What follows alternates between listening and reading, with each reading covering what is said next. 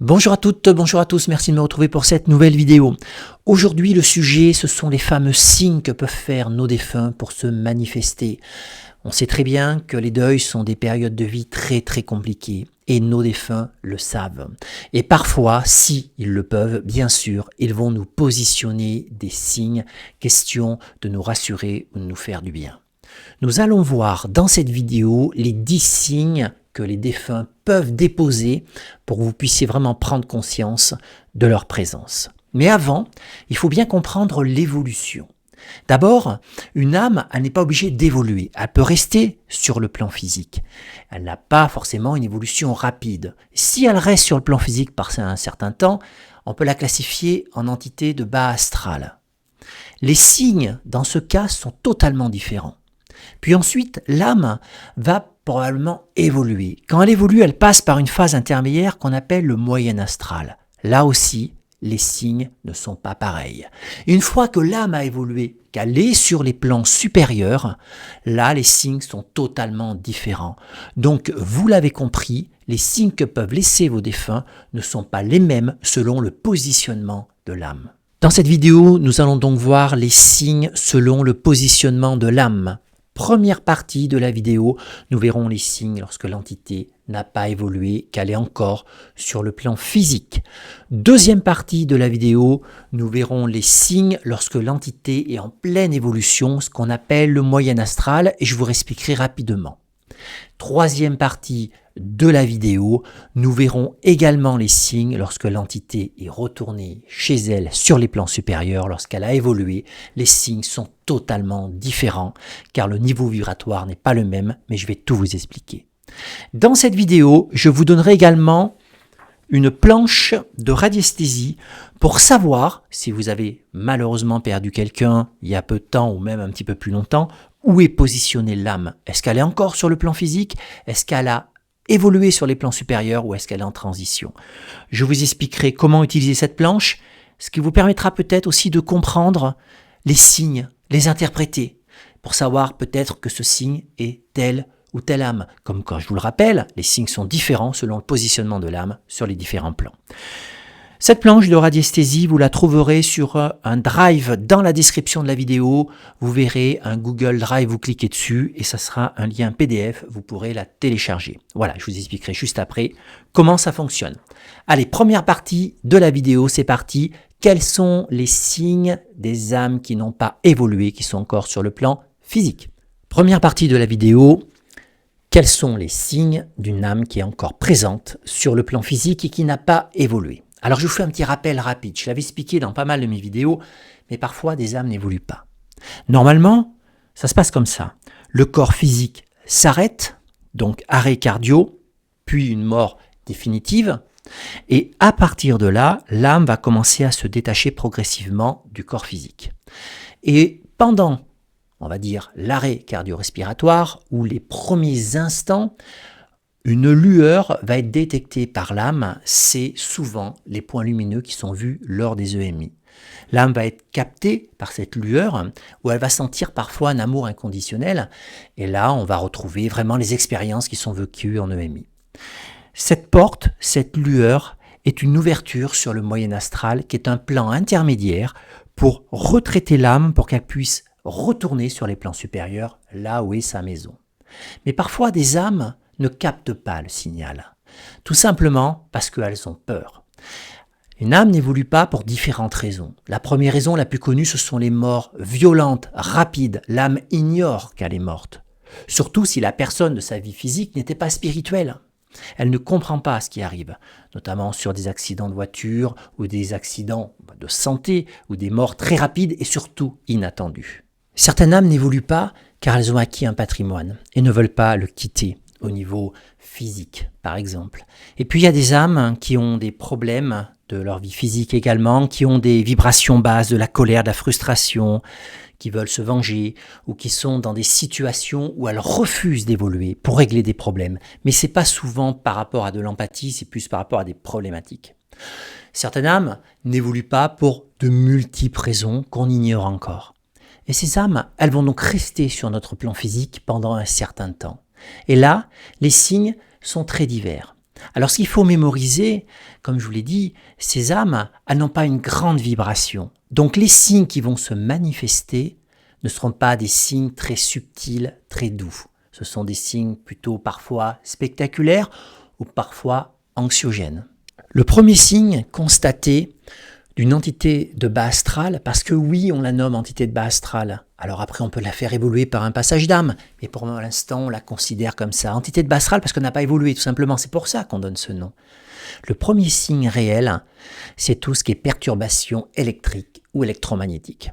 Ça veut dire qu'à un moment donné, elle va essayer de manifester sa présence par une ampoule qui va grésiller, par exemple, où les variations de lumière vont varier. Ça peut être une télé qui s'allume ou qui s'éteint.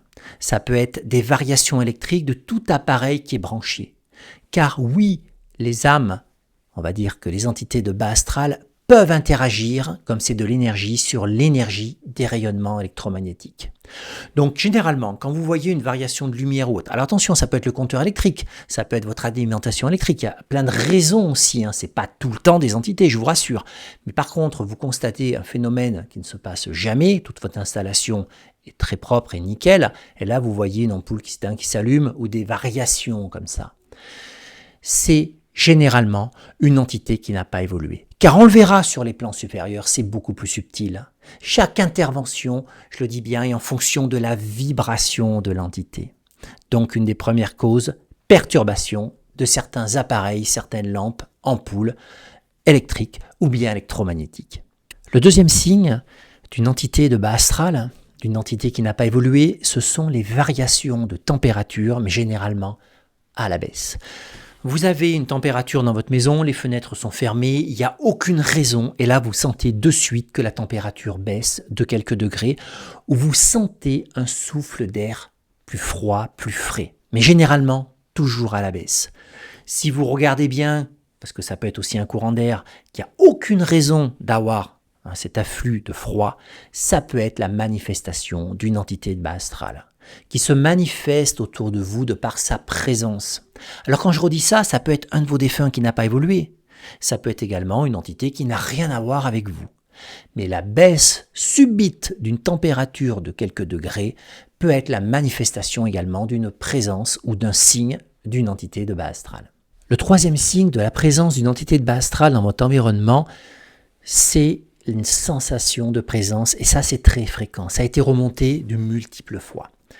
Vous êtes sensible et vous sentez comme si quelqu'un vous observe, comme si quelqu'un est dans la pièce alors qu'il n'y a personne.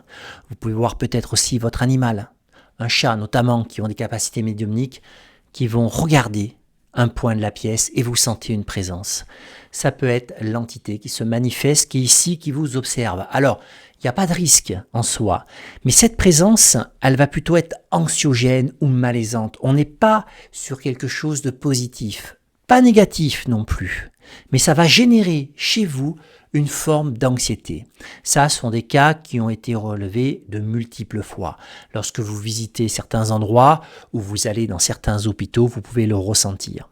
Alors la présence peut être quelqu'un que vous avez connu, un de vos propres défunts qui n'a pas évolué, ou bien une entité que vous ne connaissez pas, tout simplement, qui a pu passer dans votre habitation ou dans votre pièce. C'est vraiment un signe très courant, on le voit régulièrement et ça joue vraiment en fonction de la sensibilité que vous avez. Il y a des personnes qui ne vont jamais rien ressentir et puis d'autres qui vont le ressentir. Si pour autant vous avez des capacités médiumniques, c'est-à-dire que vous avez ces connexions sur le monde invisible, ces présences, cette sensation peut être bien sûr amplifiée. C'est quelque chose de très très fréquent. Dernière manifestation, dernier signe d'une entité de bas astral, c'est le déplacement d'objets. Quand je parle de déplacement d'objets, je ne parle pas d'un objet qui va traverser une pièce. Référence à l'émission Mystère, où là on est classifié en poltergeist, et là on est sur de l'entité plutôt très négative, voire démoniaque. Ça n'a rien à voir, on est bien d'accord. Je parle d'un objet qui tombe, d'un objet qui bouge de quelques centimètres pour tomber. L'entité a la possibilité d'envoyer une énergie très forte pour pousser un objet, surtout si sa vibration est basse. Ça ne sera pas le cas des entités qui sont sur les plans supérieurs. Il y a quelque chose d'assez similaire, mais je vous l'explique plus tard. Une entité de bas astral ne va pas dématérialiser l'objet pour le rematérialiser. Non, elle va émettre une fréquence forte qui va le pousser. C'est pour ça qu'il faut qu'il soit un petit peu à l'équilibre ou bien, on va dire, assez fragile au niveau de son positionnement. Et ça, plusieurs fois on l'a vu au niveau de la vaisselle. Le nombre de témoignages que j'ai eu. Vous rangez un verre, il est à la limite de l'armoire, mais physiquement ou mécaniquement, il ne peut pas tomber. Pourtant, dans la nuit, il tombe. C'est quelque chose d'assez fréquent. L'entité se manifeste. C'est un signe. Elle veut manifester sa présence et elle profite à ce moment-là de l'équilibre d'un objet pour émettre une force, pour le faire basculer dans le vide et manifester un événement qui n'aurait pas eu lieu sans elle. Maintenant, nous avons vu les 4 signes principaux de la manifestation d'une entité de bas astral ou d'un de vos défunts qui n'a pas encore évolué. Pourquoi il n'y a pas des signes différents? Car il n'a pas les moyens vibratoires de se manifester. Tous les signes qu'on va voir maintenant sur les signes du moyen astral et du haut astral ne sont pas accessibles à ces entités de bas astral. Car selon les signes, il faut une certaine vibration et c'est ce qu'on va voir. Alors, avant de passer à la seconde partie, malheureusement, tout le monde a perdu des êtres chers. C'est la vie et c'est parfois compliqué. Et peut-être que certaines ont perdu des êtres chers il y a assez peu de temps. C'est donc pour ça que je vous ai fait ce petit cadran que vous retrouvez, je vous le redis, dans le drive de la vidéo. Alors, le drive de la vidéo, c'est sous la vidéo, vous avez quelques lignes, il y a description de la vidéo. Donc, vous cliquez sur afficher plus. Et là, vous allez avoir l'intégralité de la description et vous voyez un petit tiret bleu et c'est un Google Drive. Vous cliquez dessus et vous verrez un PDF. Vous pouvez bien sûr ouvrir le PDF et imprimer ce cadran. C'est tout simple et c'est très facile. Ici, vous voyez 3 parties. D'abord, un défunt qui est coincé, donc classé en entité de bas astral. Coincé depuis quelque temps, pas en évolution. Donc ici. Deuxième, le défunt, il est en évolution. Alors cette partie de l'évolution, on va le voir juste après. Ça peut prendre quelques jours. Et puis ensuite, le défunt est remonté là où doit être sa place, dans sa vraie maison, sur les plans supérieurs, et c'est ici. Donc, comment procéder? Vous prenez le cadran, donc vous l'imprimez, vous prenez un pendule, qu'importe le pendule, vous positionnez le pendule ici, tout en bas du cadran, et ensuite, vous vous posez la question en pensant fortement à la personne qui est décédée. Si je prends par exemple l'exemple, moi, de mon père, donc j'ai perdu mon père une dizaine d'années, je donne l'exemple là, je pense fort à lui et je me dis où est mon père actuellement? Est-ce sur le plan physique? Est-ce en évolution? Est-ce sur les plans supérieurs? Ça, vous n'êtes pas obligé, car c'est écrit. Vous dites bien où est-le et vous pensez bien au défunt. Et vous lancez. Et automatiquement, le pendule va aller se positionner sur la partie donc correspondante.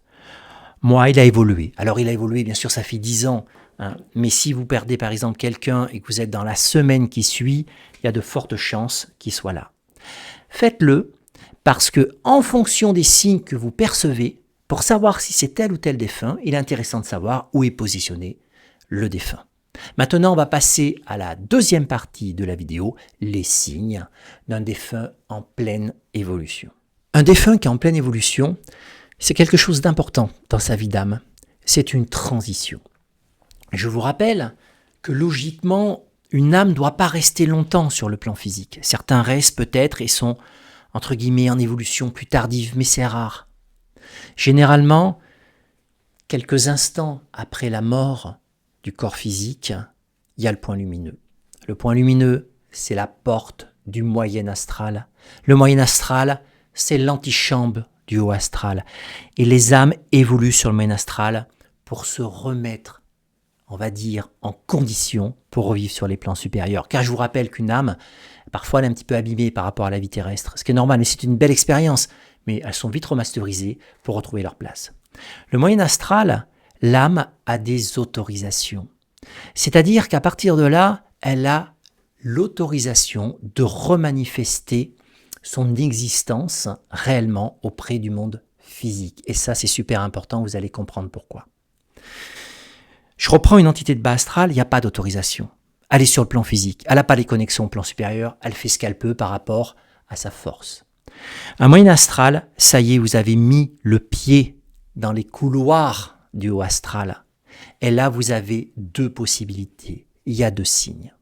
D'abord, le premier signe, c'est une sensation de présence très forte, mais rassurante. Quelque chose de positif où l'âme va essayer, par sa propre énergie, de vous faire ressentir sa présence, mais on va dire de manière douce.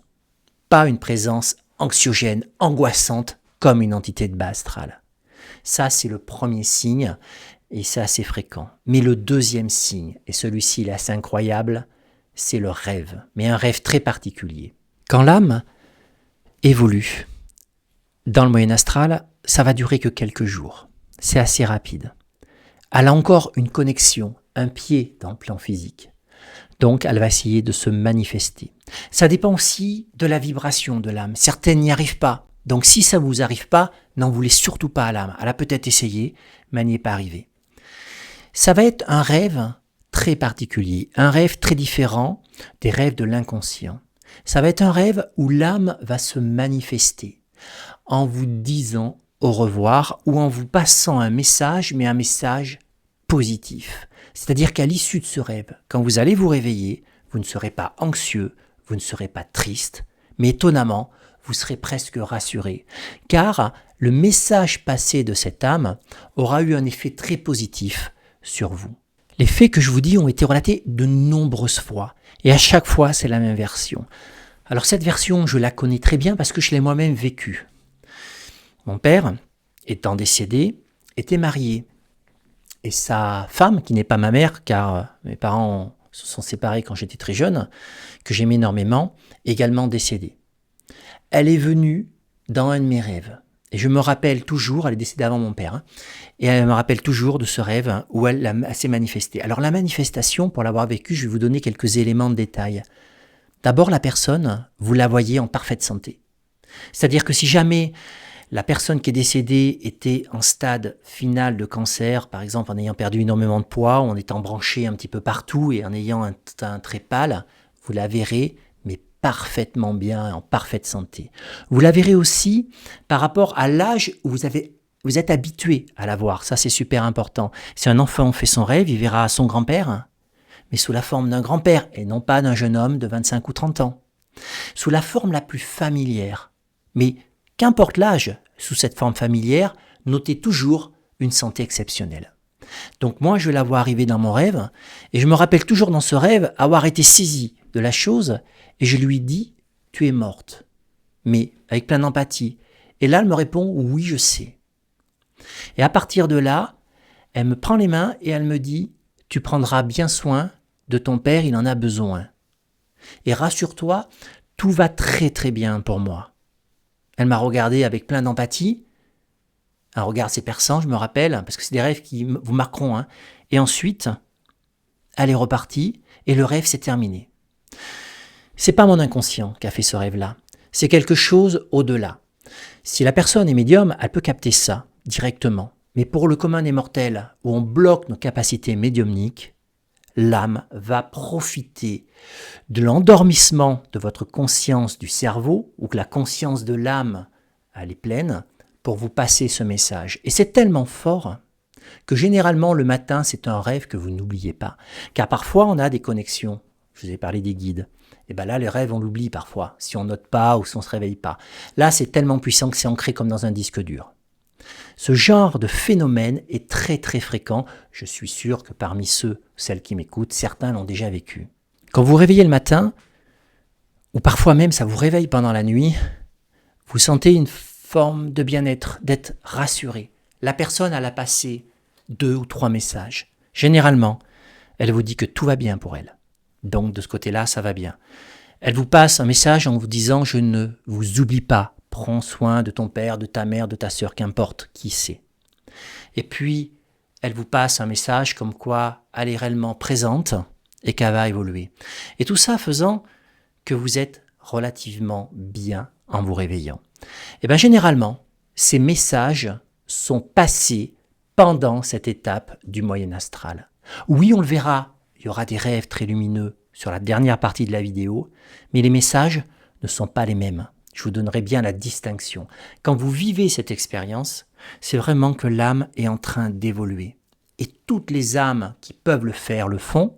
Certaines peut-être ne le peuvent pas, on n'a pas encore les tenants, les aboutissants, mais c'est une autorisation qui est donnée à toutes les âmes. Donc si vous avez vécu un rêve comme ça, n'hésitez pas à me le mettre en commentaire.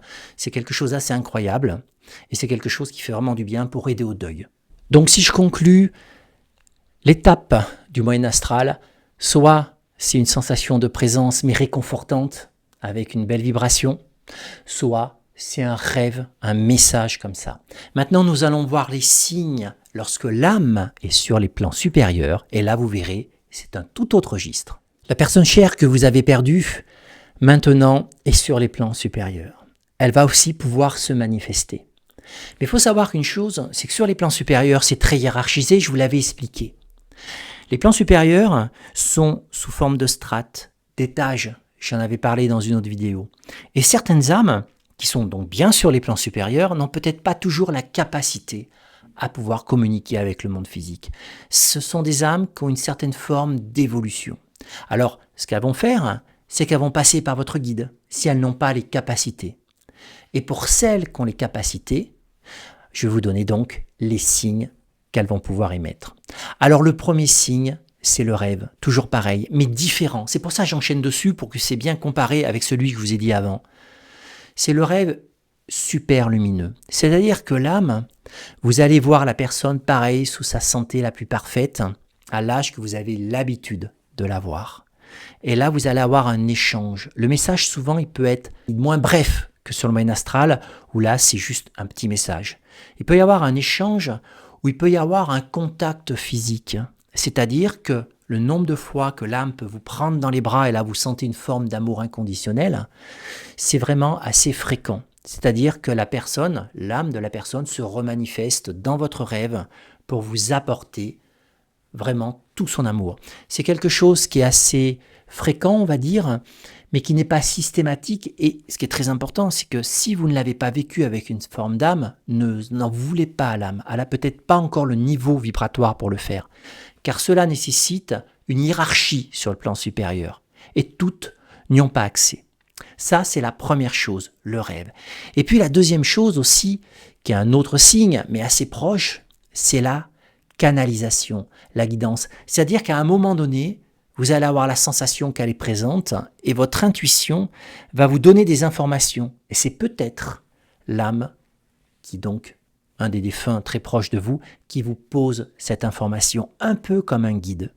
Mais vous allez me poser la question, non, vos défunts ne sont pas vos guides. Vos guides ont été élus, entre guillemets, avant ou en fonction, et c'est un service très spécifique. Donc, si vous avez perdu quelqu'un de cher, il ne deviendra pas votre guide, mais il peut jouer un rôle très important, soit en collaboration avec votre guide, soit hors collaboration, mais il ne sera pas le guide officiel. Le guide officiel restera toujours vos guides, qui est un service à part sur les plans supérieurs.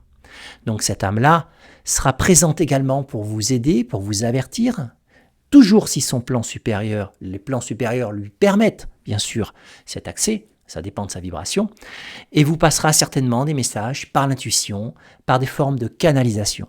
Si certains m'écoutent et sont médiums, il est très simple ou très facile à ce moment-là de pouvoir communiquer avec ces âmes.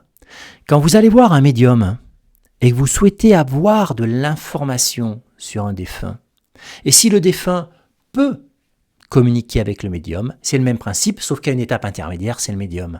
C'est-à-dire que le défunt, votre défunt, va communiquer des informations au médium pour qu'il vous les transmette. Voilà, c'est assez fréquent. Donc quand vous faites par exemple des réunions, comme l'Union Spirit de France par exemple, où vous avez une salle et un ou deux médiums qui se manifestent en se disant est-ce qu'il y a une telle Nathalie, Christelle ou autre dans la salle, c'est que l'âme qui rentre en contact avec le médium a ses capacités. Donc ça, je le classe dans la canalisation et c'est quelque chose qui est assez fréquent également. Deux autres signes très importants et aussi couramment stipulés, ce sont les odeurs. Lorsque vous avez un défunt qui avait une odeur particulière, souvent se remanifeste avec cette même odeur. Soit vous ne captez pas le message, mais c'est pas grave, va rediffuser car elle a l'énergie possible, cette odeur dans votre environnement. Donc, si vous aviez par exemple un parent qui avait toujours une petite odeur de tabac parce qu'il fumait, vous pouvez ressentir cette petite odeur de fond. Ou un parfum, c'est quelque chose qui est assez fréquent. Et puis un autre signe très fréquent aussi, c'est cette bouffée, si je puis dire, d'amour inconditionnel.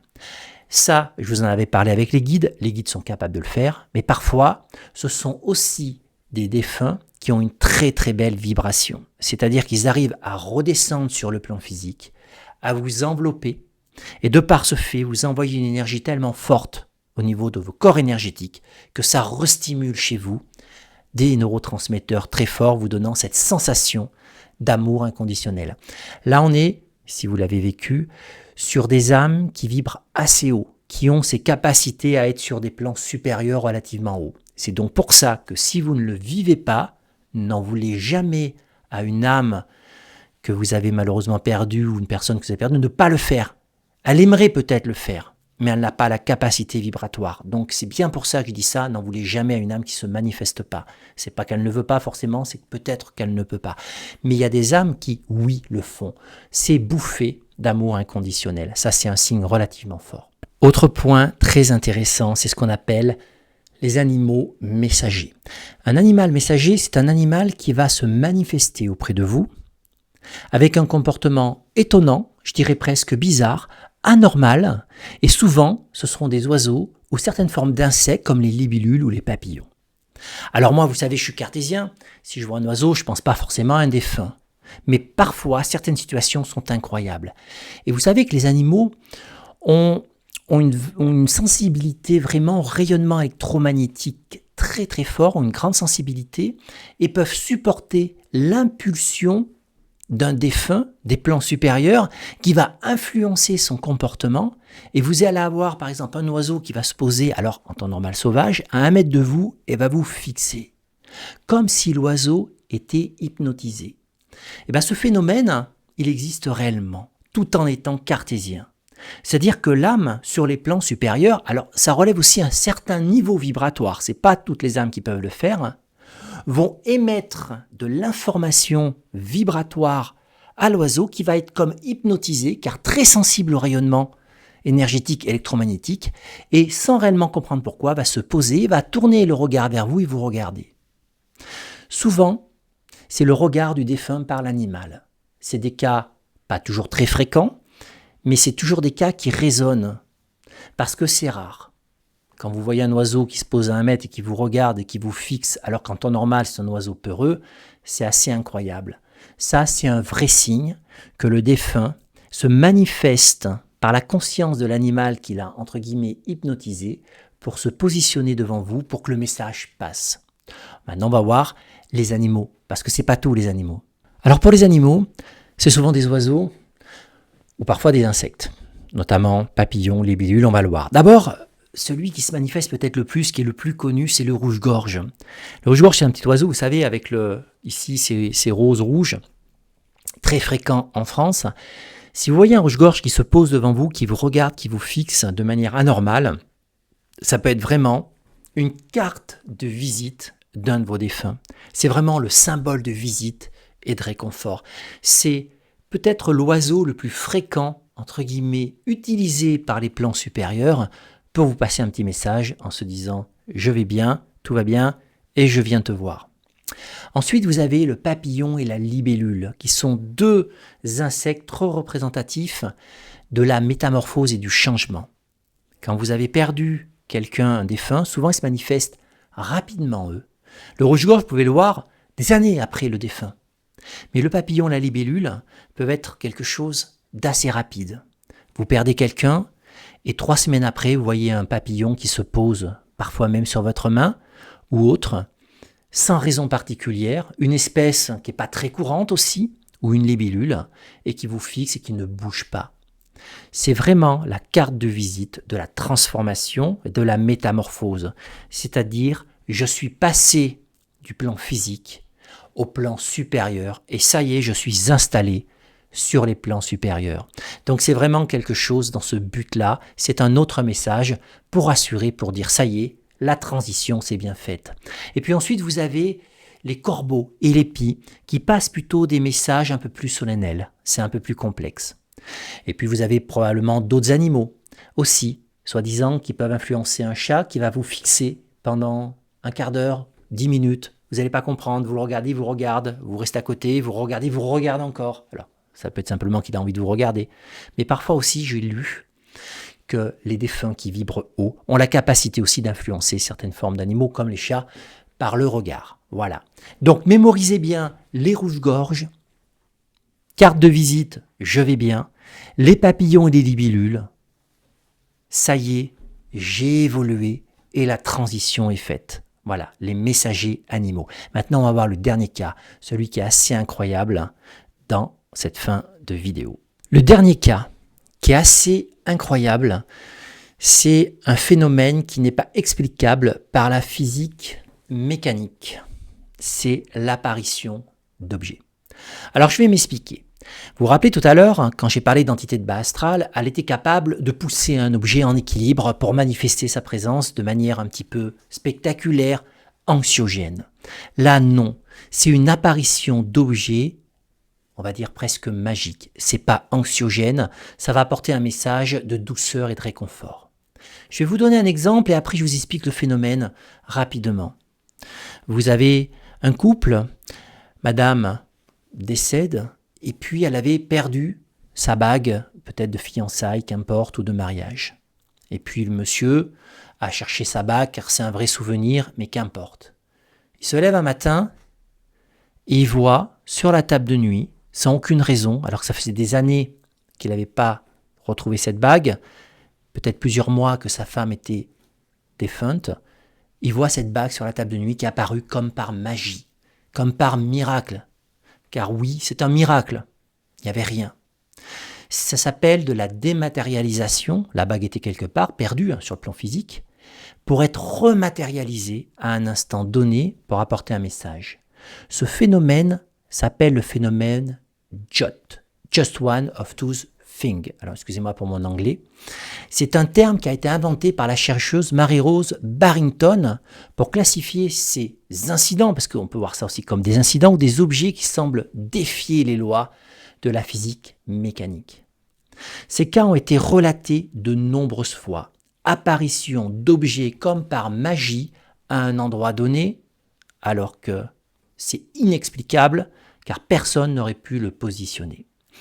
Alors, cette partie-là, ce signe-là, est réservé, entre guillemets, à des plans supérieurs qui sont très très très hauts, car on interagit dans la matière par des phénomènes quantiques. Généralement, les âmes qui peuvent faire ça, soit elles ont fait une demande d'autorisation sur des êtres de lumière. Donc regardez ma hiérarchie du monde invisible. Si vous me découvrez pour la première fois, j'ai fait une vidéo pour bien comprendre. Les êtres de lumière qui sont des êtres qui n'ont jamais été incarnés, des âmes pures qui n'ont jamais été incarnées. C'est pas religieux, c'est simplement spirituel. Soit elle a fait une demande d'autorisation à un être de lumière qui a pu dématérialiser, rematérialiser en justifiant vraiment de sa demande pour expliquer que la personne était peut-être dans un état de déprime profonde et qu'elle avait besoin d'un signal très fort et non négociable parce qu'on peut toujours se dire bon l'oiseau c'est un hasard, le papillon c'est un hasard. Mais si la personne habite seule et retrouve d'un coup une bague alors qu'il n'y a personne qui rentre dans sa maison sur sa table de nuit ou n'importe quel objet avec une vraie symbolique, attention, à un endroit donné, là il n'y a plus de doute. Et là la personne de suite dans sa tête va analyser tout ça et se dire, oui, il y a une force, oui, il y a une présence qui amène quelque chose. Donc généralement, soit l'âme elle a la possibilité de le faire, mais là on est sur vraiment de l'évolution très très haute, c'est-à-dire qu'elle est quasiment au niveau des êtres de lumière sur la hiérarchie vibratoire, soit elle a fait une demande, soit par le guide de la personne vivante, donc du monsieur dans l'exemple, ou soit sur un être de lumière qui a été validé pour pouvoir apporter cette mesure-là. Ce phénomène, donc appelé JOT, J-O-T-T, Just One of Those Things, donc qui a été mis en évidence par Mary-Rose Barrington, c'est avant tout, on va dire, un phénomène paranormal. Mais constaté souvent dans le cadre de la perte d'un être cher. Donc, j'aime pas dire paranormal quand on est sur les plans supérieurs. Le paranormal est réservé au plan inférieur, mais ça reste quand même assez incroyable. Ça, c'est le dernier signe. C'est presque le Graal en termes de signes, car c'est le plus compliqué à réaliser sur les plans supérieurs. Et si jamais c'est quelque chose qui vous arrive, vous pouvez de suite positionner votre défunt en se disant « Oulala, il est vraiment très haut sur les plans supérieurs. C'était une âme très évoluée qui s'est incarnée auprès de moi et c'est quelque chose de très réconfortant. » Nous arrivons à la fin de la vidéo et en conclusion, je vais bien redire ce que je vous ai déjà dit plusieurs fois, mais c'est super important. Une âme peut être à 3 endroits suite au fait qu'elle ait quitté son corps physique, soit elle est sur le plan physique, elle n'a pas évolué, soit elle est en transition, moyen astral, soit elle est sur les plans supérieurs. Mémorisez bien que la vibration de l'âme va être quelque chose de très important par rapport au signe qu'elle va émettre. Quand une âme est sur les plans physiques, donc classée en entité de bas astral car elle n'a pas évolué sur le haut astral, toutes les manifestations peuvent être parfois anxiogènes, elles peuvent faire peur, ça peut être spectaculaire, il peut y avoir des choses parfois angoissantes, baisse de température, variation de l'intensité d'une ampoule électrique, un objet qui tombe ou autre. Par contre, lorsque l'âme est sur les plans supérieurs, tous les signes sont subtils, jamais spectaculaires à part le phénomène Jot, mais ce n'est pas un spectaculaire effrayant, c'est un spectaculaire magique, toujours très subtil, et à chaque fois qu'un signe se manifeste, vous allez sentir un bien-être incroyable. C'est la différence de vibration qu'il peut y avoir entre une entité de bas astral et une entité sur les plans supérieurs. Les signes sont relatifs aux vibrations. Et au milieu, vous avez le moyen astral, autorisation donnée quasiment à toutes les âmes, si elles peuvent le faire, de passer un dernier message à des personnes importantes de leur vie, soit par une sensation de présence, soit par ce fameux rêve qui a d'ailleurs été étudié dans de nombreuses études. Voilà, j'espère que cette vidéo vous aura plu. Je vous rappelle également que j'ai toujours ma formation en magnétisme que vous pouvez regarder dans la description de la vidéo. Donc je vous rappelle que dans la description de la vidéo, vous aurez également le lien de ce cadran si vous voulez vous l'imprimer, mais également vous aurez le lien de ma formation en magnétisme pour apprendre à traiter une multitude de pathologies, 45 au total, avec une multitude donc de protocoles et surtout la méthodologie pour travailler à distance et en présentiel en magnétisme, une séance en 10 points et que ce soit exploitable, que ce soit à titre personnel ou à titre professionnel.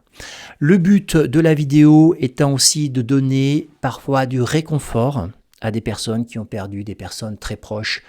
Le deuil, on va tous y passer. Forcément, dans une vie, on va perdre un jour donné des êtres chers comme des parents ou des grands-parents et c'est toujours quelque chose de compliqué. Si on arrive à comprendre que l'âme est éternelle et que la personne, un jour, on la reverra, la gestion du deuil devient différente. Le manque physique sera toujours là, rien ne changera, mais la vision de la mort est différente. C'est une forme de spiritualité. Voilà, tout simplement. Je vais conclure par ça. Merci beaucoup. Si vous avez aimé la vidéo, n'hésitez pas à vous abonner ou à mettre un petit like. Et puis je vous dis à très bientôt pour une prochaine vidéo.